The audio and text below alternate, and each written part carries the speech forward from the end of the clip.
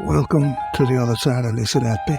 In episode 22, we're going to continue with the case of Baby E. Baby E is the most difficult case for me to analyse in any reasonable way because Baby E did not have a post-mortem examination.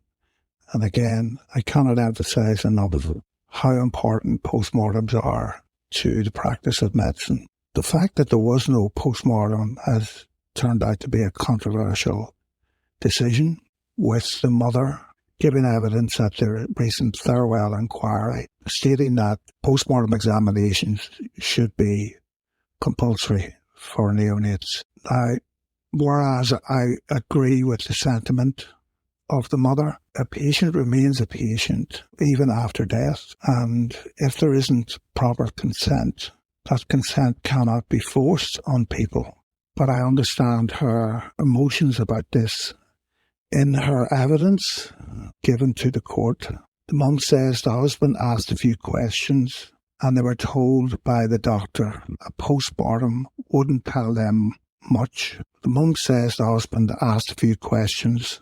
In her evidence at the court, Mr. Johnson, the prosecutor, asks if there was a potential post-mortem raised by one of the doctors. Well, one of the doctors would have been the consultant doctor who was present. And the mum says the husband asked a few questions and they were told by the doctor a post-mortem wouldn't tell them much more than they already knew and would delay the transfer back home. So wouldn't tell them much more than they already knew. So how true is that as a statement in general? Well, I'd pin you a couple of references because there are a lot of them. But autopsies have been found to provide new information in a significant number of cases. So one study revealed that autopsies providing additional information in 40% of neonatal deaths. And another study that autopsy findings led to a change in the clinical diagnosis in 28% of cases and added new information in 79% of cases. And the specific findings, really, it's interesting. In preterm neonates, autopsies can identify specific conditions that were not diagnosed ante-mortem. So, for instance, necrotizing enterocolitis is what went on poor baby D's death certificate. And often it is only identified at autopsy. And the presentation of this baby is not really typical of necrotizing enterocolitis. But the other thing that autopsies find are iatrogenic lesions. So these are complications resulting from medical interventions. One of those medical interventions is nasogastric tubes. So believe it or not, nasogastric tubes can cause serious problems in these very tiny babies because the tissues of the organs are so friable that they can easily break, get cut, even with the softest devices that we use. So what that means at the end of the day is no one knows, nor will we ever know, what was the cause of death in baby E. Now, we know what the mechanism of death was. Baby E died as a consequence of exsanguination, which is basically bleeding to death. And the exsanguination likely originated in the upper gastrointestinal tract. So that would be the duodenum, the stomach, or the esophagus. There are interesting parts of the record that can give us a kind of timeline when the bleeding may have started. And we need a few citations to show that bleeding from the upper GI tract in premature babies is very common, particularly babies who are ventilated, but not necessarily so. So prematurity is the biggest risk factor, again, for all of these things. One study, hemorrhagic gastritis, that's bleeding from the stomach, was identified in 57% of the cases that underwent an upper GI endoscopy. So that's where the little camera goes to look and see where the bleeding's coming from. And it usually presents with what's called hematemesis, which is the vomiting of blood, or melena, which is the passage of blood through the back passage. And that can happen very quickly because, again, we have very immature gut, that the motility, the movement of it is not as regulated as it would be in an adult. For me, the most interesting part of the history is Letby, who claims that there was a 16 mil, what she called mucky aspirate. Now, an aspirate is the fluid that comes up from a nasogastric tube. And a nasogastric tube itself can cause upper GI bleeding. The most common cause of the upper GI bleeding is neonatal stress. It's basically a physiological response to the stress of the situation that the baby finds itself in, premature, not able to properly breathe, and has a diagnosis of sepsis. Don't forget, this baby was diagnosed with sepsis, as nearly all these babies were. So again, Letby mentions this 16 mil aspirate. Now, Letby also claimed that she disposed of this with another nurse, but the defence obviously didn't appreciate the importance of this, because she referred to it not in medical language, but she referred to it as a mucky aspirate. So if we just take the term mucky aspirate and let our minds think, what would someone mean by mucky aspirate? Well, it would be dark. Let's say that's the kind of minimum you would say. I have an image in my mind of brown earth, mucky, dirty. And what would that indicate to me? That would indicate to me that the first bleed that baby E had already occurred.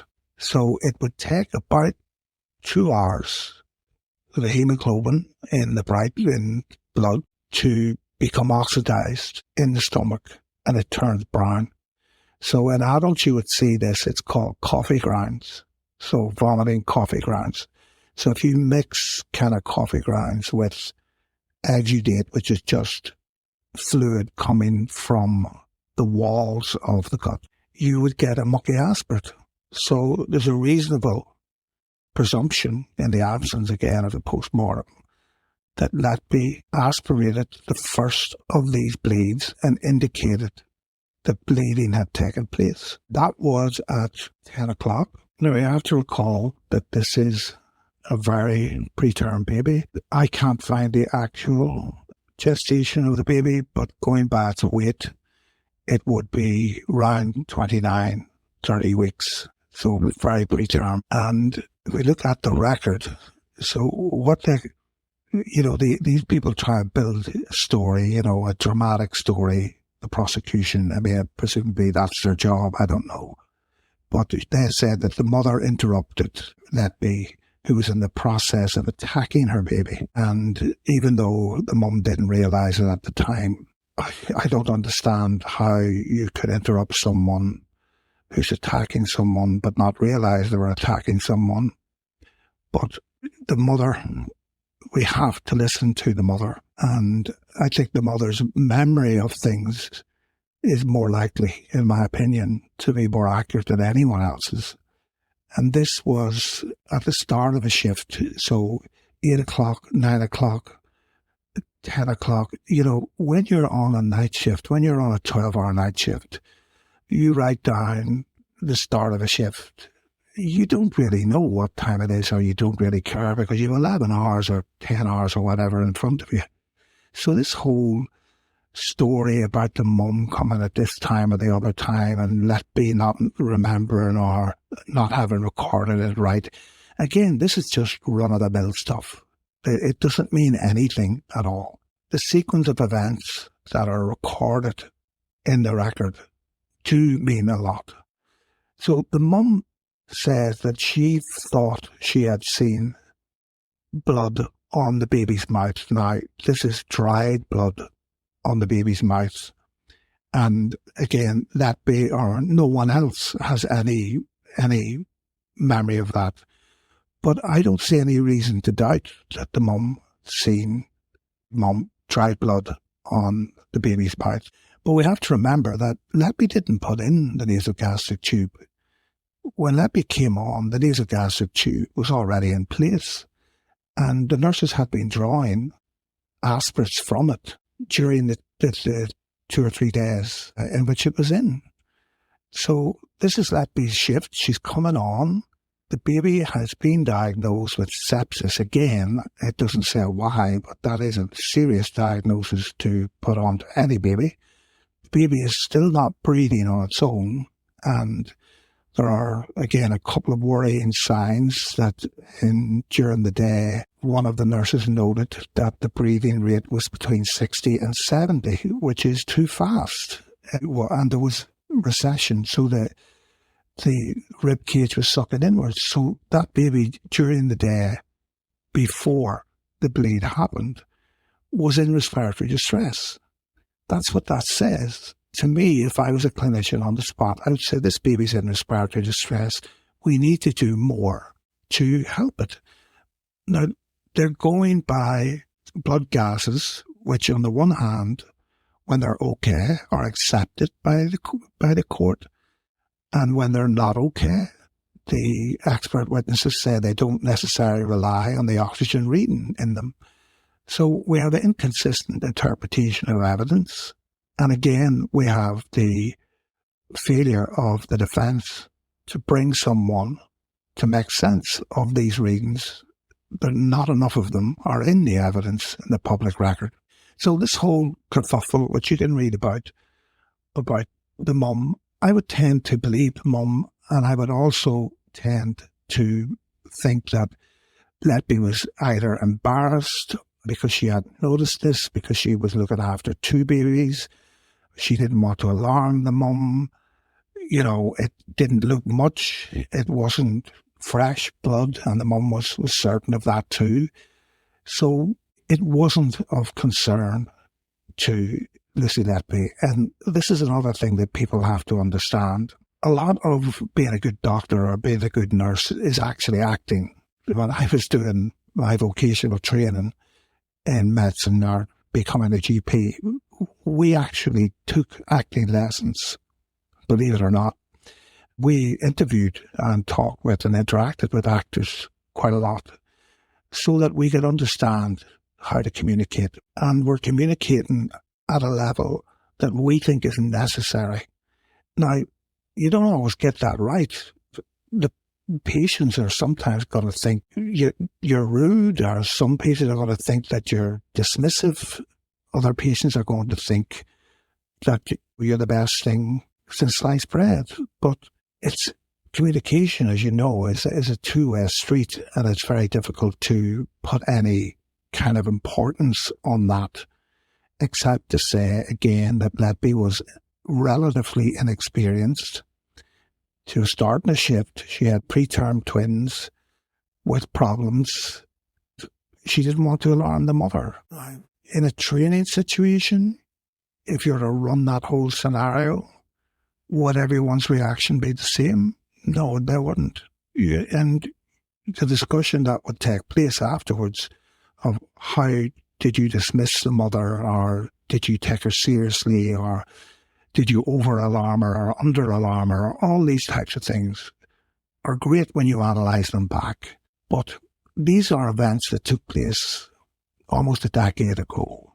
No one is going to remember them with any great detail. But I have no doubt that the mum was right, that there probably was a little bit of dried blood on the baby's chin. And that was the first indication of the bleed. And that would have been round about 8 o'clock, 9 o'clock, whatever, on the evening of August the 3rd. So I have every reason to believe that mother actually did see what she's seen, but I don't think that it indicated anything other than bleeding had already started. Then at the 9 o'clock feed, Letby notes at the 9 o'clock feed. So Letby has in her notes, prior to the 9 o'clock feed, 16 ml mucky aspirate, slightly bile-stained aspirate obtained and discarded. The abdomen was soft and not distended, and the senior house officer was informed, and she wrote to omit feed. So you can interpret that whatever way you want. The senior house officer, again, 9 years ago, is he going to remember that? I don't think so. And to omit feed could just as easily be Letby's decision, because it would have been the right decision. You're not going to feed a baby that's just passed up 16 mils of a mucky aspirate.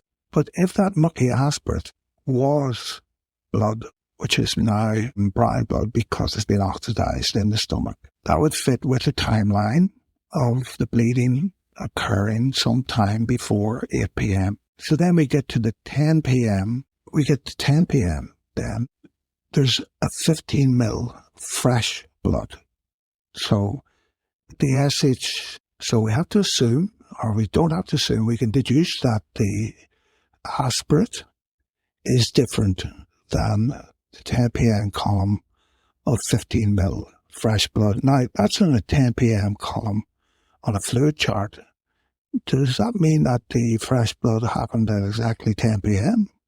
No, it happened sometime between the 9 p.m. entry on the fluid chart and the 10 p.m. entry on the fluid chart, because there's no other space for 9:30 or 9:15 or anything else.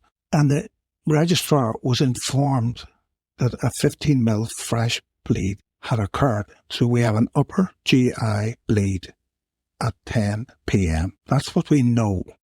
And the registrar said that he recalled being told that baby E had suffered a blood-flecked vomit. He does not recall seeing any blood on baby E's face, but regarded the presentation as undramatic. So you've got to bear that in mind. This is a preterm baby, very prone to gastric stress and bleeding. None of its systems work right. And a nurse has said, and written in a column, that she saw 15 mils of fresh blood and that she had seen a mucky aspirate of 16 mils an hour before that. And the registrar, says that that is undramatic. I can only tell you, I would not have thought that was undramatic. I would have found that very scary. And then it goes on and says, but around half an hour to an hour later, there was a large amount of fresh blood which had come up baby E's tube. The prosecution said this was the first indication of any serious problem as far as the medical staff were concerned. So we have to nail this crap down. No one's denying the aspirate. No one's denying the 15 mil fresh blood at 10 p.m. But when we have a second bleed at 11 p.m., so they're pretty much saying that 10 p.m. after the mucky aspirate and the fresh bleed, that was the first time that there was any concern. After that, at 11 o'clock in the 2300 hour part of the chart, a further loss of 13 mils of blood. So we have, in effect, lost roughly a quarter of the baby's blood volume up a GI tube. And at 11:40 p.m., baby E suffered a sudden deterioration, and his abdomen developed a striking discoloration with flitting white and purple patches. So here we go again, flitting white and purple patches, and CPR was started. But baby E continued to bleed. Although Letby was participating in the resuscitation of baby E, she co-signed for medication given to another baby in room 4, which is impossible. You can't be in 2 rooms at one time. And as I say, nurses and doctors write these things at different times for different people all the time because they can't be in 2 rooms at one time. And the all-call consultant said that baby E was a high-risk infant who had shown signs of necrotizing enterocolitis. So that's what the doctors present at the time said. And I would just ask in this episode, who benefits from the fact that this baby did not have a post-mortem? Post-mortem would almost 100% certain show what happened as a cause of this baby's death. So who benefits? Did Letby benefit? She certainly didn't, because it left the door open for experts to come up with any old nonsense they wanted. Did the treating physician benefit? You could argue that it did, because there may have been an iatrogenic problem. And there's certainly, when we read Mr. Myers' cross-examination, are questions that need to be asked about how this bleeding was managed. So even though the consultant apologised during the trial, it was too late, and the mother is quite right. The post-mortem should be honoured more frequently. And then before we get into the detail of all of this, we jump to the medical experts. It says the parents did not wish to have a post-mortem. Well, so the parents did not wish to have a post-mortem, and the consultant did not deem one necessary, and the coroner's office agreed. So that's all tidied away then, isn't it? The prosecution said, as subsequent reviews had established, that was a big mistake. Yeah, it really was a big mistake. And then we have the genius that is Dr. Dowie Evans, and he says that death was the result of a combination of an air embolus and bleeding, which was indicative of trauma. The air embolus was intentionally introduced into baby E's bloodstream via an IV line to cause significant harm. And that man has not the slightest piece of evidence that any of that took place. So all of that combination of air embolus and bleeding indicative of trauma is entirely from his imagination and his imagination alone. Medical expert Dr. Sandy Bowen agreed the cause of death was via air embolism, which I say is bullshit, and acute bleeding, and she concluded that the cause of the bleeding was unknown, but acknowledged fleetingly rare possible natural causes that could not be ruled out in the absence of a post-mortem. They are not fleetingly rare, and we have to look at the entire management of the event in order to conclude, could anything have been done differently? We do not know. No one knows what caused that bleeding. Bowen goes on to say that the abdominal discoloration concluded that air was deliberately introduced via an intravenous line. And again, I say that's just utter bullshit. And we will get more evidence from Professor Kinsey, who is a hematologist, a blood expert, and it's even more bullshit. Without a post-mortem, with a nasogastric tube in place, with a diagnosis of sepsis, with the consultant saying that the child shows signs of necrotizing enterocolitis, we cannot know what caused this bleeding. And every one of those expert witnesses should have said, we don't know because we have no post-mortem. That's why we do post-mortems. So all of this with baby E is pure speculation. And as we'll see as we go through the evidence, there's no medical evidence whatsoever in the case of baby E that Lucy Letby injured or harmed that baby by either of the methods that these experts say. There is zero evidence of that. And there is every possibility that this baby died from natural causes, and that there's a perfectly plausible explanation for discoloration of skin associated with bleeding and associated with sepsis, which again should have been discussed by an expert witness if Letby had one to speak for her, but she didn't.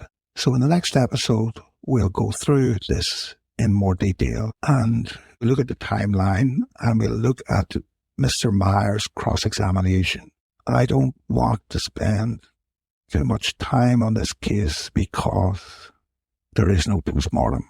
It's all pure speculation. So I'll see you in the next episode. Bye.